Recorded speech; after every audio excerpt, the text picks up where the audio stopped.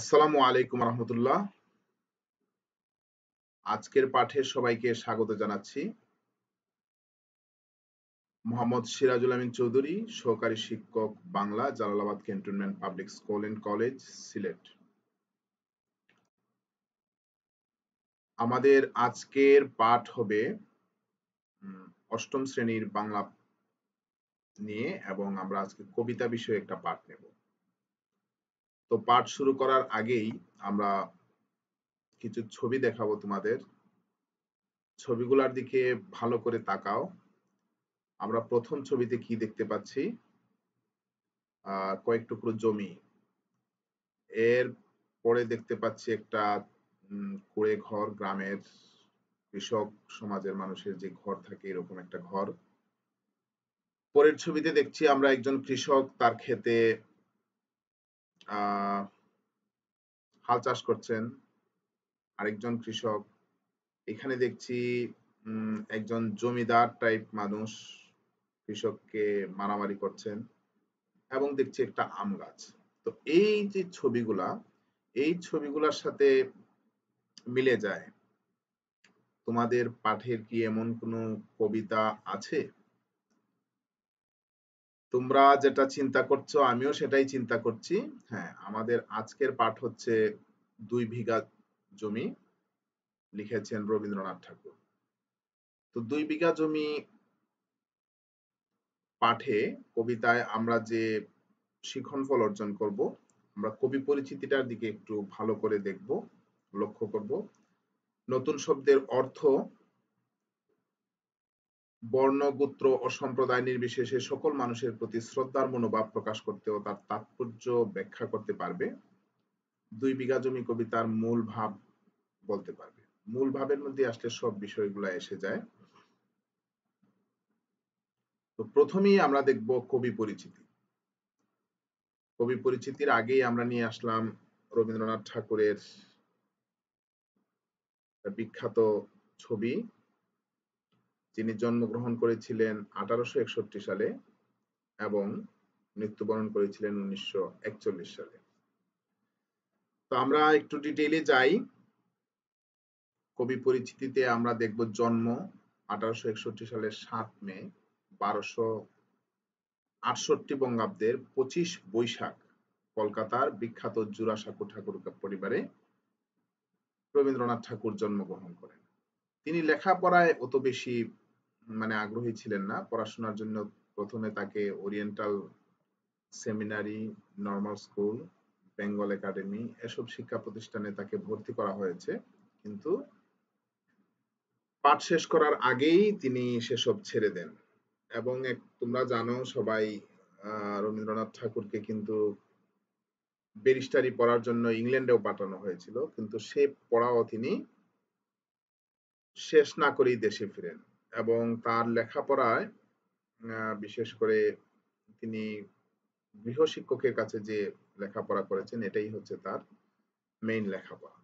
যা হোক, তার পদচারণা হচ্ছে কবিতা, সঙ্গীত, ছোট গল্প, উপন্যাস, নাটক, যেটা যতগুলাই বলি না কেন, সাহিত্যের সর্বক্ষেত্রে তার পদচারণা। এবং তিনি একাধারে ছিলেন দার্শনিক, গীতিকার, সুরকার, শিক্ষাবিদ, চিত্রশিল্পী, নাট্য প্রযোজক, অভিনেতা। হ্যাঁ, তিনি সাহিত্যের সর্বক্ষেত্রে পদচারণা করেছেন এবং অসম্ভব প্রতিভার অধিকারী একজন মানুষ ছিলেন, তোমরা বুঝতেই পারছো। তো তার অনেক গ্রন্থের মধ্যে আমরা উল্লেখ করতে পারি মানসী, সোনার তরী, চিত্রা, পলাকা, কল্পনা, খনিকা, সেজুতি, পুনশ্চ, নৈবেদ্য, পুরবী, হ্যাঁ, মহুয়া, শেষ লেখা ইত্যাদি। আরো অনেক গ্রন্থ তার আছে। এই মহান কবি 1913 সালে ইংরেজিতে অনুদিত তার গীতাঞ্জলি কাব্যের জন্য এশীয়দের মধ্যে প্রথম সাহিত্যে নোবেল পুরস্কার লাভ করেন। এবং তিনি 1941 খ্রিস্টাব্দে 7 আগস্ট 22 শ্রাবণ 1348 বঙ্গাব্দে কলকাতায় মৃত্যুবরণ করেন। এই ছিল কবি পরিচিতি। আমরা এবার যাব শব্দার্থে। শব্দার্থগুলো একটু ভালো করে লক্ষ্য করবে। আমরা চেষ্টা করেছি আমাদের বইয়ের যে শব্দার্থগুলো যতগুলো আছে আমরা ছবির মাধ্যমে তোমাদেরকে সহজভাবে উপস্থাপন করতে।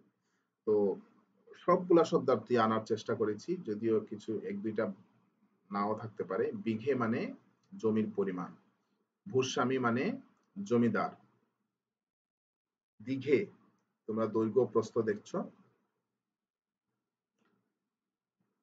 পানি মানে হাত, কয় আকার মদিনার নয় রসিকার, মূর্ধন্য নয় রসিকার, পানি এটা মানে হচ্ছে হাত, সপ্তপুরুষ মানে পূর্ববর্তী 7 পুরুষ পর্যন্ত। আমরা এটা মুঘলদের একটা বংশ পরিচয় দেখিয়েছি, এখানে কবিতার সাথে বিষয়টা রিলেটেড না হলেও আমরা দেখানোর চেষ্টা করছি সপ্তপুরুষ পুরুষ কি হয়। লক্ষ্মী ছাড়া দুর্ভাগ্য, ক্রূর ক্রোধ নিষ্ঠুর নির্দয়, ডিক্রি ডিক্রি মানে হচ্ছে আদালতের হুকুম বা আদেশ, খত মানে হচ্ছে ঋণপত্র, ভুরি ভুরি প্রচুর অনেক, কাঙাল দরিদ্র মানুষদেরকে কাঙাল বলা হয়, মোহগর্ত মোহের ক্ষুদ্র গহ্বর, বিশ্ব নিখিল সমগ্র পৃথিবী, হেরিলাম দেখলাম, ধাম তীর্থস্থান।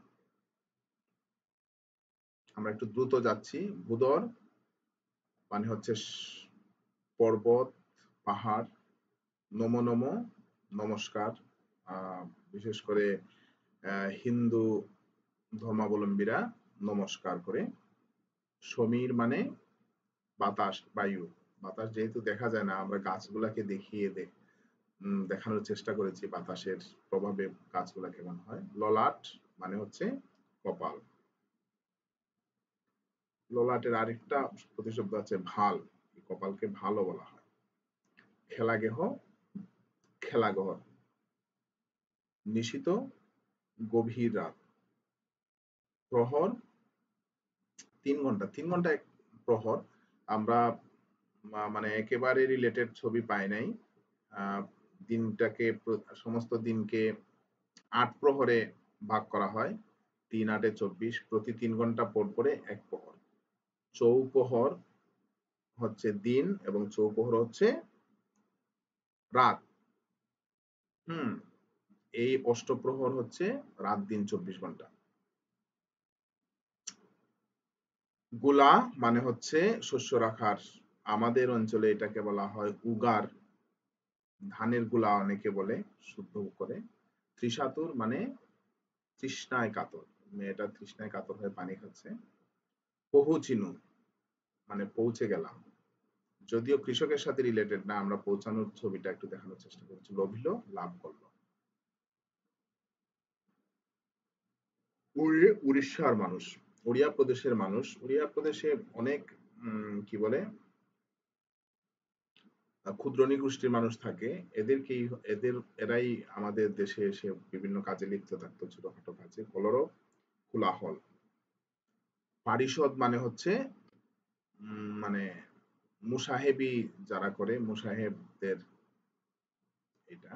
ঘটে মানে হচ্ছে মাথার মগজে বা ভাগ্যে, আমরা হাতটাকে দেখানোর চেষ্টা করেছি। এই ছিল আমাদের শব্দার্থ। এখন এটাকে তোমরা স্ক্রিনশট নিয়ে এই শব্দের অর্থগুলা নিজে নিজে লিখে এটাকে বাক্যে প্রয়োগ করার চেষ্টা করবে, তাহলেই দেখবে তোমাদের শব্দার্থগুলা একেবারে ক্লিয়ার কাট। আমরা শব্দার্থগুলো আগে দেখানোর চেষ্টা করি, কারণ হচ্ছে শব্দার্থগুলা যদি আগে ভালো করে একটু দেখে নাও তাহলে কবিতাটা তোমাদের জন্য অনেকটা সহজ হয়ে যাবে। তো আমরা এবার যাব পাঠ বিশ্লেষণে। পাঠ যেহেতু 2 বিঘা জমি অনেক লম্বা একটা কবিতা, আমরা চেয়েছিলাম 2টা পাঠে এটা নেওয়া যায় কিনা, কিন্তু যেহেতু এটা অনলাইন ক্লাস সেহেতু আমরা একটা পাঠে এই সমস্ত কবিতাটাকে শেষ করে দেওয়ার চেষ্টা করছি। তো তোমরা ধৈর্য ধরে আমাদের সাথে থাকো, কাছে থাকো এবং আমাদের এই পেজটাকে লাইক দাও এবং শেয়ার করে অন্যান্য বন্ধুদেরকে দেখার সুযোগ দাও। তো আমরা প্রবেশ করি কবিতায়। কবিতায় প্রবেশ করার আগে আমরা কবিতাটা শুনে আসি। শুধু বিঘে 2 ছিল মোর ভুঁই, আর সবই গেছে ঋণে। বাবু বলিলেন, বুঝেছ উপেন, এ জমি লইব কিনে। কহিলাম আমি, তুমি ভূস্বামী, ভূমির অন্ত নাই, যে দেখো মোর আছে বড় জোর, মরিবার মতো ঠাঁই। শুনি রাজা কহে, বাপু জানো তো হে, করেছি বাগান খানা, পেলে 2 বিঘে প্রস্থেয় দিঘে, সমান হইবে টানা, ওটা দিতে হবে। কহিলাম তবে বক্ষে জুড়িয়া পানি, সজল চক্ষে করুণ রক্ষে গরিবের ভিটে খানি, সপ্তপুরুষ যেথায় মানুষ, সে মাটি সোনার বাড়া, দৈন্যের দায়ে বেচি বসে মায়ে, এমনই লক্ষ্মী ছাড়া। আখি করিলাল রাজা ক্ষণকাল, রইল মৌন ভাবে। কহিলেন শেষে ক্রূর হাসি হেসে, আচ্ছা সে দেখা যাবে। পরে মাস দেড়ে ভিটে মাটি ছেড়ে বাহির হইনু পথে, করিল ডিক্রি সকলি বিক্রি, মিথ্যা দেনার ক্ষতে। হে জগতে হায় সেই বেশি চায়, আছে যার ভুরি ভুরি, রাজার হস্ত করে সমস্ত কাঙালির ধন চুরি। মনে ভাবিলাম, মোরে ভগবান রাখিবে না মোহগর্তে, তাই লিখি দিল বিশ্ব নিখিল 2 বিঘার পরিবর্তে। সন্ন্যাসী বেশে ফিরি দেশে দেশে, হইয়া সাধুর শিষ্য, কত হেরিলাম মনোহর ধাম, কত মনোরম দৃশ্য। ভূধরে সাগরে বিজনে নগরে যখন যেখানে ভ্রমি, তবু নিশিদিন ভুলিতে পারিনি সেই 2 বিঘা জমি। হাটে মাঠে বাটে এই মতো কাটে বছর 15-16, একদিন শেষে ফিরিবারে দেশে বড়ই বাসনা হলো। নম নম নম সুন্দরী মম জননী বঙ্গভূমি, গঙ্গার তীর স্নিগ্ধ সমীর, জীবন জোড়ালে তুমি। অবারিত মাঠ গগন ললাট, চুমে তব পদধূলি, ছায়া সুনিবিড় শান্তির নীড়, ছোট ছোট গ্রামগুলি। পল্লব ঘন আম্র কানন, রাখালের খেলা গেহ, স্তব্ধ অতল দিঘি কালো জল, নিশীথ শীতল স্নেহ। বুক ভরা মধু বঙ্গের বধূ, জল লয়ে যায় ঘরে, মা বলিতে প্রাণ করে আনচান, চোখে আসে জল ভরে। 2 দিন পরে দ্বিতীয় প্রহরে প্রবেশিনু নিজ গ্রামে, কুমোরের বাড়ি দক্ষিণে ছাড়ে, রথ তলা করি বামে। রাখি হাট খোলা নন্দীর গোলা, মন্দির করি পাছে, ত্রিশাতুর শেষে পৌঁছিনু এসে আমার বাড়ির কাছে। বিদীর্ণ হিয়া ফিরিয়া ফিরিয়া চারিদিকে যে দেখি, প্রাচীরের কাছে এখনো যে আছে সেই আম গাছ, কি বসি তার তলে, নয়নের জলে শান্ত হইলে ব্যথা। একে একে মনে উদিল স্মরণে বালক কালের কথা। সেই মনে পড়ে জ্যৈষ্ঠের ঝড়ে রাত্রে নাহিক ঘুম, অতি ভোরে উঠি তাড়াতাড়ি ছুটি আম কুড়াবার ধুম। সেই সুমধুর স্তব্ধ দুপুর পাঠশালা পলায়ন। ভাবিলাম, হায়, আর কি কোথায় ফিরে পাবো সে জীবন। সহসা বাতাস ফেলি গেল শ্বাস, শাখা দুলাইয়া গাছে, দুটি পাকা ফল লোভিল ভূতল আমার কোলের কাছে। ভাবিলাম মনে, বুঝি এতক্ষণে আমারে চিনিল মাতা, স্নেহের সে দানে বহু সম্মানে বারেক ঠেকানো মাথা। হেনকালে হায় জমল তো প্রায়, কোথা হতে এলো মালি, ঝুঁটি বাঁধা উড়ে সপ্তম সুরে পাড়িতে লাগিল গালি। কহিলাম তবে, আমি তো নীরবে দিয়েছি আমার সব, দুটি ফল তার করি অধিকার, এত তারি কলরব। চিনিল না মোরে, নিয়ে গেল ধরে কাঁধে তুলি লাঠি গাছ। বাবু ছিপ হাতে পারিষদ সাথে ধরিতেছিলেন মাছ। শুনি বিবরণ, ক্রোধে তিনি কন, মারিয়া করিব খুন। বাবু যত বলে, পারিষদ দলে বলে তার শতগুণ। আমি কহিলাম, শুধু দুটি আম, ভিক মাগি মহাশয়। বাবু কহে হেসে, ফ্যাটা সাধু বেশে, পাকা চোর অতিশয়। আমি শুনে হাসি, আখি জলে ভাসি, এই ছিল মোর ঘটে। তুমি মহারাজ সাধু হলে আজ, আমি আজ চোর বটে।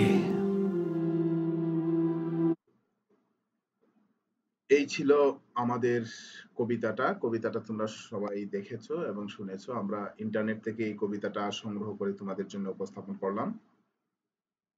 এখন আমরা চেষ্টা করব সমস্ত কবিতাটাকে একটু বিশ্লেষণ করার। শুধু ভিকে দুই ছিল মোর ভুই, 800 বিঘে ছেড়ে আমরা ছবির মাধ্যমে প্রকাশ করেছি। সর্বমোট তার 2 বিঘা জমি ছিল, 800 বি তার ঋণে শেষ হয়ে গেছে। বাবু বলিলেন, বুঝেছ উপেন? বাবু মানে জমিদার উপেনকে বলিলেন, কৃষকের নাম হচ্ছে উপেন, এ জমি আমি কিনে নিতে চাই। কহিলাম আমি, মানে উপেন বলল, তুমি ভূস্বামী, তুমি হচ্ছে জমিদার মানুষ, ভূমির অন্ত নাই, তোমার জমির কোনো শেষ নাই। চেয়ে দেখো, দেখো মোর আছে বড় জোর, মরিবার মতোটাই। আমি এই জমি করে এই জমিতেই মানে শুধু এখান আমার একটুকু জমি, এটা আমার মরবার মতো শুধু ঠাইটা আছে, আমার তো এত বেশি জমি নাই। শুনে রাজা কহে, রাজা এই কথা শুনে বলল, বাপু জানো তো হে, করেছি বাগান খানা, আমি বাগান করেছি, এই 2 বিঘে যদি পাই তাহলে প্রস্থেয় দিকে সমান হইবে টানা, এটা সুন্দর হবে, ওটা দিতে হবে। কহিলাম তবে যক্ষে দুই আমি, হাত জোর করে সে বলল, কি বলল দেখো, সজল চক্ষে করুণ রক্ষে, হ্যাঁ, সে কাঁদো কাঁদো হয়ে বলল, আমার গরিবের ভিটাখানি আপনি কেড়ে নেবেন না। সপ্তপুরুষ, যেথায় মানুষ সে মাটি সোনার পাড়া, আমার এই ভিটাতে আমার পূর্বপুরুষেরা ছিল, বংশ পরম্পরায় আমরা এইখানে আছি এবং এটা সোনার চেয়েও আমাদের কাছে দামি।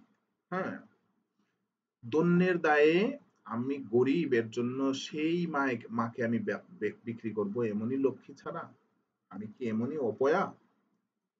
আখি পরিলাল, রাজা ক্ষণকাল রহিল মৌন ভাবে।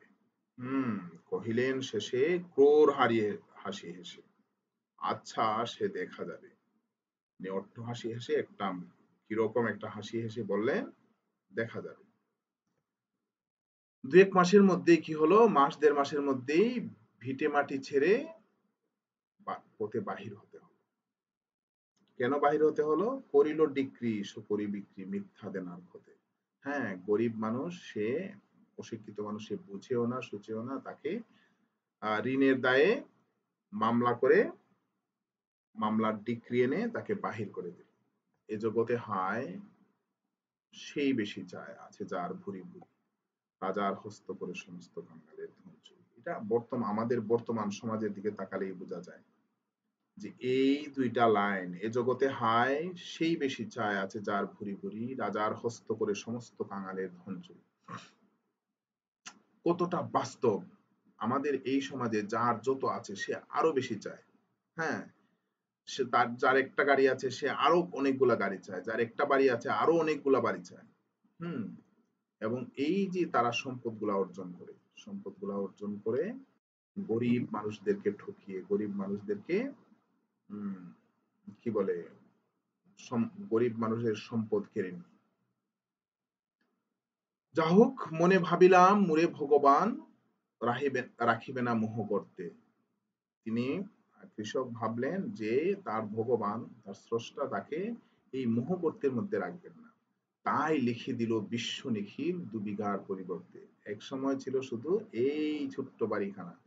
এখন সে যখন বাড়ি থেকে বের হলো, বের হয়ে দেখে যে সমস্ত বাড়ি না, এটা তো ছোট্ট একটা মোহগর্ত ছিল। এখন তো সমস্ত পৃথিবীটাই তার, যেখানে যায় সেখানেই সে মনে হয় তার। যেখানেই গাছ পায় সেই গাছের ছায়ায় সে ছায়া নেয়। হ্যাঁ, সমস্ত পৃথিবীটা তার জন্য অবারিত হয়ে গেল। এবং সন্ন্যাসী বেশে দেশে দেশে সে ফিরছে কিভাবে? একজন সাধুর শিষ্য হয়ে। কত হেরিলাম মনোহর ধাম, কত মনোরম দৃশ্য, সে কত মনোরম, কত সুন্দর বাগান টাগান কত কিছু দেখেছে।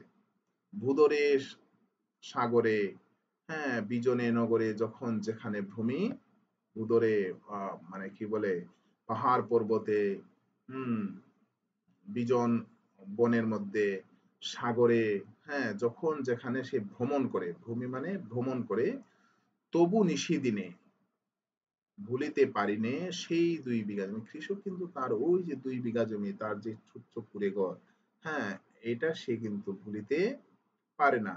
হাটে মাঠে বাটে এই মতো কাটে বছর 15-16, বছর 15-16 হাটে বাটে পাহাড় পর্বত বন জঙ্গলে তার কেটেছে। একদিন শেষে দেশে ফেরার জন্য তার মনটা আকুলি বেকুলি করা শুরু করলো। তার হৃদয়টা আকুল হয়ে, মনটা আকুল হয়ে গেল। হুম। এবং সে দেশে এসছে। দেশে আসার সময় সে যে দেখছে নমো নমো নমো সুন্দরী মম জননী বঙ্গভূমি। দেখো বাংলার যে ভূমি কত সুন্দর। হ্যাঁ, গঙ্গার তীর স্নিগ্ধ সমীর, হ্যাঁ, নদীর তীরগুলা, স্নিগ্ধ বাতাস, জীবন জুড়ালে তুমি, অবারিত মাঠ, হ্যাঁ, অবারিত মাঠ, গগন ললাট। দেখো কত সুন্দর, এটা আমাদের দেশের মাঠ। হ্যাঁ, গগন ললাট চুমে তব পদধূলি, হ্যাঁ, ছায়া সুনিবিড় শান্তির নীড়, ছোট ছোট গ্রামগুলি। এই যে ছোট ছোট গ্রামগুলো হচ্ছে ছায়া সুনিবিড় শান্তির নীড়। পল্লব ঘন আম্র কানন, পাতায় ঘন আমের বাগান, রাখালের খেলা গহ, এবং এই আম বাগানে রাখাল গুলা খেলাধুলা করে। স্তব্ধ অতল দিঘি কালো জল, এই দিঘির কালো জল যেন একেবারে স্তব্ধ, এবং এটার যেন মনে হয় তল নাই। নিশীত শীতল স্নেহ, বুক ভরা মধু বঙ্গের বধূ, জল লয়ে যায় ঘরে। এবং এই যে বঙ্গের বধূকে, হ্যাঁ, মা বলিতে প্রাণ করে আনচান, চোখে চোখে আসে জল ভরে। এই দৃশ্য দেখতে দেখতে 2 দিন পরে দ্বিতীয় প্রহর মানে কি? মনে করো 3 ঘন্টা 1 প্রহর, আমরা আগেই বলেছি। 6টা যদি সকাল হয়, 6, 7, 8, 9, 9টা হচ্ছে 9টা পর্যন্ত প্রথম প্রহর। দ্বিতীয় প্রহর হচ্ছে 10, 11, 12টা পর্যন্ত। 10টার পরে সে নিজ গ্রামে এসে প্রবেশ করেছে। এবং প্রবেশ করার সময় কুমোরদের বাড়ি দক্ষিণে ছাড়ি, রথ তলা করি বামে, হুম, রাখি হাট খোলা মন্দির করি পাছে। তিসাতুর শেষে পৌঁছিনি এসে আমার বাড়ির পাশে। এই তার বাড়িতে আইসা তার তো মাথা ঘুরে গেছে, এই বাড়ি কেমন বাড়ি। হ্যাঁ, দেখাই তার মাথা ঘুরে গেছে। ধিক ধি করে শতধিক তোরে, নীলাজ কুলোটা ভূমি, তুমি তো নীলাজ কুলোটা, যখনই যাহার তখনই তাহার, এই কি জননী তুমি? তুমি কি যখন যার তখন তার মতো আচরণ করবে? সে কি মনে হবে একদিন যবে ছিলে দরিদ্র মাতা, সেই দিনের কথা কি মনে আছে যেখানে আমার কুঁড়ে ঘর ছিল, তুমি আমার দরিদ্র মাতা ছিলে? হুম, আঁচল বড়িয়া রাখিতে ধরিয়া ফল ফুল শাক পাতা, এবং বাড়ির আশপাশে ফল ফুল শাক পাতায় পরিপূর্ণ ছিল। আজ কোন রীতে কারে ভুলাইতে ধরেছ বিলাস বেশ, এরকম বিলাসী বেশ কারে ভুলাইতে ধরেছ? পাঁচরঙা পাতা অঞ্চলে গাতা, পুষ্পে খসিত কেশ, আমি তোর লাগি ফিরেছি বিভাগী, গৃহহারা সুখহীন। দেখো কৃষক এই জমির জন্য সে 15-16 বছর, 15-16 সে বাড়ির বাইরে ছিল, এই জমির বাইরে ছিল, কত সুখ দুঃখে তার গেছে, কিন্তু এই জমিকে সে ভুলতে পারে নাই। কিন্তু আইসা জমিকে কে সে কি দেখলো, এটা দেখে তার হৃদয় একেবারে ভেঙে চৌচির হয়ে গেছে। তুই হেতা বসি ওরে রাক্ষসী, হাসিয়া কাটাস দিন, তোর এই অবস্থা। ধনির আদরে গরব না ধরে এতই হয়েছ ভিন্ন। হুম, কোনোখানে লেশ নাহি অবশেষ সেদিনের কোনো চিহ্ন, যেখানেই সে তাকায় সেই দিনের কোনো চিহ্ন সে খুঁজে পায় না। হ্যাঁ, কল্যাণময়ী ছিলে তুমি ক্ষুধা, এই যে আগের যে অবস্থা ছিল, এখানে সে কল্যাণময়ী ছিল। এখন ফসল জন্মাতো, সে ক্ষুধা হরণ করতো, মানুষের ক্ষুধা নিবারণ করতো, সুধার রাশি ছিল। আজকে তুমি যত হাসো আজ, যত করো সাজ, ছিলে দেবী হলে দাসী। এক সময় তাকে কৃষক মানে দেবীর মতো সম্মান করত, দেবদেবীকে সে মানে, কিন্তু সেই দেবী থেকে আজকে এই জমি যেন তার কাছে মনে হচ্ছে দাসীর মতো হয়ে গেছে। বিদীর্ণ হিয়া ফিরিয়া ফিরিয়া চারিদিকে চেয়ে দেখি, প্রাচীরের কাছে এখনো যে আছে সেই আম গাছ। একই, তার হৃদয়টার মধ্যে পানি আসছে, মানে গলার মধ্যে পানি এসে গেছে, মানে এই সেই আম গাছটা এখনো আছে। অবাক হয়ে গেছে, বসি তার তলে, হ্যাঁ, বসি তার তলে, নয়নের জলে শান্ত হইল ব্যথা, একে একে মনে, সরি, উদিল স্মরণে বালক কালের কথা, তার হৃদয়ের মধ্যে বালক কালের কথা মনে পড়ে গেল। সেই মনে পড়ে জ্যৈষ্ঠের ঝরে, রাত্রে নাহিক ঘুম, রাত্রে কোনো ঘুম নাই, হ্যাঁ, অতি ভোরে উঠি, তাড়াতাড়ি ছুটি, আম কুড়াবার ধুম। হম, সেই সুমধুর স্তব্ধ দুপুর, পাঠশালা পলায়ন, ভাবিলাম হায় আর কি কোথায় ফিরে পাবো সেই জীবন। সে নস্টালজিয়ায় ভুগছে, মানে তার স্মৃতিকাতর হয়ে গেছে, যে সেই যে উম ছোটবেলার কথা, ছোটবেলায় আম কুড়ানো, পাঠশালা পলায়ন, হ্যাঁ, সেই খোলা হল, সেই বন্ধু বান্ধব, এই জীবন তো সে আর ফিরে পাবে না। এই কথা ভাবতে ভাবতে বাতাস শাখাটাকে, গাছের ডালটাকে দোলা দিয়ে কি করেছে, দুটি পাকা ফল, হ্যাঁ, মাটির মধ্যে পড়ে গেছে। লোভিল ভূতল মানে মাটিতে পড়েছে, আমার কুলের কাছে, মানে কৃষকের কুলের কাছে। ভাবিলাম মনে, বুঝি এতক্ষণে আমারে চিনিল মাতা, এই আমার মাতা মনে হয় আমাকে চিনছে, মানে তার যে বাড়িটা সে চিনেছে। স্নেহের সে দানে বহু সম্মানে বারেক ঠেকানো মাতা, সে হম সেজদায় পড়ে গেছে, সে দোয়া করছে, হেন কালে হায় যমদূত কোথা হতে এলো মালি। এই সময়ে মালি আসছে লাঠি লাঠি নিয়ে, হ্যাঁ, ঝুটি বাঁধা ওড়ে, বা তার মাথার মধ্যে ঝুটি বাঁধা ওড়ে, মানে উড়িষ্যার মানুষ, সপ্তম সুরে পালিতেন। উড়িষ্যার মানুষের যে এরা তো বিভিন্ন ছোট কাজ আইসা করতো, এবং এদের মুখের মধ্যে অনেক গালিগালাজ ছিল। পারিতে লাগিল গালি, কহিলাম তবে আমি তো নীরবে দিয়েছি আমার সব, দুটি ফল তার করি অধিকার, এত তারি কলরব। হ্যাঁ, চিনল না মুড়ে নিয়ে গেল ধরে, কাঁধে তুলি লাঠি গাছ, চিনিল না সে, ওই ধরে নিয়ে গেল। বাবু ছিপ হাতে পারিষদ সাথে ধরিতেছিলেন মাছ, বাবু এখানে আবার পারিষদের সাথে তার যে সাঙ্গপাঙ্গ আছে এদের সাথে মাছ ধরছে। শুনি বিবরণ ক্রুদে তিনি কন, তার অনেক রাগ হয়ে গেল। মারিয়া করিব খুন, বাবু যত বলে পারিষদ দলে, বলে তার শতগুণ। এই যে তার চামচারা আছে এরা তারও শতগুণ বলে। কৃষক বললেন কি, শুধু কহিলাম আমি শুধু দুটি আম, ভিক মাগি মহাশয়, আমাকে ভিক্ষা দেন প্লিজ। বাবু কহে হেসে, বেটা সাধু বেশে পাকা চোর নিশ্চয়, তুমি তো ডাকাত চোরা, চুরি করতে আসছো। আমি শুনে হাসি আঁখি জলে ভাসি, এই ছিল মোর ঘটে, তুমি মহারাজ সাধু হলে আজ, আমি আজ চোর বটে। এই ছিল আমাদের কবিতা। অনেক লম্বা একটা কবিতা, যদিও আমরা একদিনেই কবিতাটা পড়াই না। আজকে যেহেতু আমরা অনলাইনে ক্লাস করাচ্ছি তাই সমস্ত কবিতাটা একদিনেই নেওয়ার চেষ্টা করলাম। মূল্যায়নে শোষক জমিদার শ্রেণীর শোষণের নিষ্ঠুর চিত্র বর্ণনা করো। এর আগে আমরা কিছু কথা বলে ফেলি। এখানে কিন্তু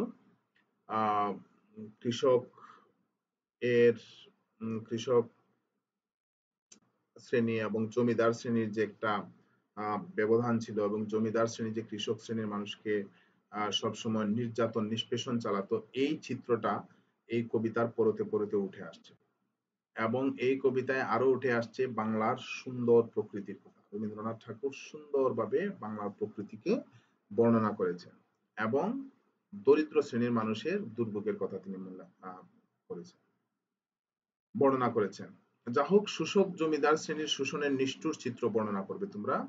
স্বদেশের প্রতি মানুষের কৃত্রিম বন্ধনের স্বরূপ। এই দেখো, কৃষক কিন্তু বাড়ি থেকে বের হয়ে গেছে মিথ্যা দেনার ক্ষতে, কিন্তু বছর 15-16 এত বছর সে বাইরে থেকেছে, একদিনের জন্য সে তার কিন্তু নিজের মাতৃভূমিকে সে ভুলতে পারে নাই। অকৃত্রিম বন্ধনের স্বরূপ ব্যাখ্যা করবে। আম গাছের নিচে বসে উপেনের কেমন অনুভূতি হয়েছিল, গৃহহারা উপেন ফিরে এলো কেন, বাবু যত বলে পারিষদ দলে, বলে তার শতগুণ, বলতে কি বোঝানো হয়েছে। এই প্রশ্নগুলোর আনসার করবে। আরো কিছু প্রশ্ন আমরা দিয়ে দিয়েছি। বাবু কহে হেসে, বেটা সরি আমাদের একটা বানান বিভ্রাট আছে, বেটা সাধু বেশে পাকা চোর নিশ্চয়, আমি শুনে হাসি আঁখি জলে বাসি, এই ছিল মোর ঘটে, তুমি মহারাজ সাধু হলে আজ, আমি আজ চোর বটে। এই যে তিনটা লাইন আছে, এই লাইনগুলা তোমরা ব্যাখ্যা করবে একটা একটা করে। এরপরে আমরা বাড়ির কাজ দিয়ে দেব একটা সৃজনশীল প্রশ্ন। সৃজনশীল প্রশ্নটা তোমরা স্ক্রিনশট দিয়ে এই সৃজনশীল প্রশ্নটা খাতার মধ্যে লিখে নেবে। এই ছিল আমাদের পাঠ। আমাদের পাঠ যদি ভালো লেগে থাকে তোমরা আমাদের লাইক, শেয়ার এবং কমেন্টস করে এবং আমাদের চ্যানেলটাকে সাবস্ক্রাইব করে আমাদের সাথেই থাকবে। ধন্যবাদ সবাইকে। সবাই ভালো থাকো, সুস্থ থাকো, সুন্দর থাকো এবং স্বাস্থ্যবিধি মেনে চলো। আজকের মতো এখানেই বিদায় চাইছি। ধন্যবাদ সবাইকে। আরো কোনো পাঠে ভবিষ্যতে কোনো একদিন আমরা এসে হাজির হব। সে পর্যন্ত সবাই ভালো থাকো, সুস্থ থাকো। আসসালামু আলাইকুম ওয়া রাহমাতুল্লাহ।